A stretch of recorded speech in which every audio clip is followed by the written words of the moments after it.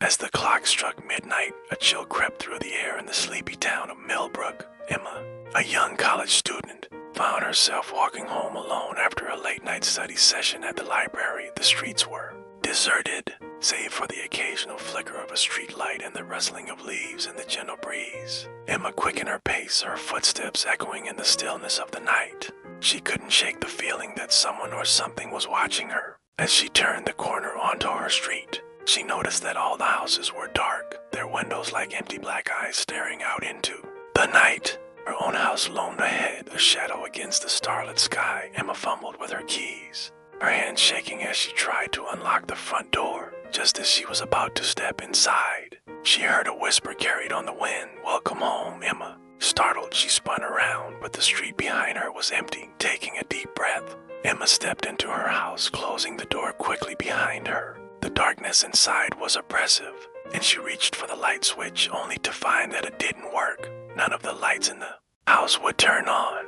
Emma's heart raced as she fumbled for her phone. Using its dim light to navigate through the familiar rooms, everything seemed normal, yet somehow off. The furniture cast long, distorted shadows, and the mirrors on the wall seemed to reflect more than just the darkness. As she made her way upstairs to her bedroom, Emma heard a faint scratching sound coming from behind her. She whirled around, but there was nothing there. The scratching continued, growing louder with each step she took. Finally reaching her room, Emma slammed the door shut and leaned against it, breathing heavily.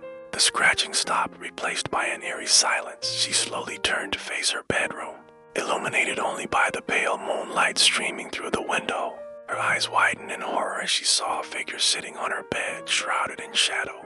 It slowly raised its head, revealing glowing red eyes that pierced through the darkness. Emma's scream caught in her throat as the figure spoke in a raspy voice. "I've been waiting for you, Emma." Panic overtook her as she fumbled with the doorknob, desperate to escape.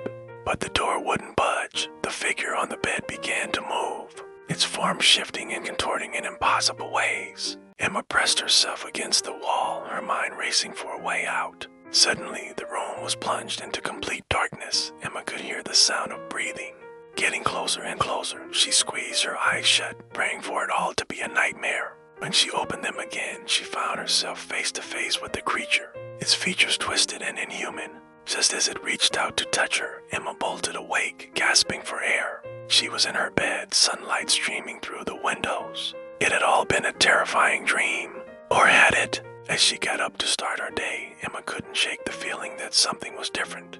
As she passed by her mirror, she could have sworn she saw a pair of glowing red eyes watching her from the shadows. The events of that night would haunt Emma for years to come. She never felt truly alone in her house again, always sensing an unseen presence lurking just out of sight. Sometimes, in the dead of night, she would hear that same raspy whisper, "I'm still waiting, Emma." And so, Emma's midnight horror became a waking nightmare, blurring the lines between reality and the terrors that lurked in the darkness. She learned that sometimes, the most frightening monsters are the ones we can't see, the ones that live in the shadows of our minds, waiting for the perfect moment to strike. As the years passed, Emma tried to convince herself that it had all been a product of her imagination, but deep down, she knew the truth. The creature that had visited her that night was real, and it was patient. It would wait, biding its time until the perfect moment to return and claim what it believed was rightfully its own. And so, Emma lived her life always looking over her shoulder and never truly at peace.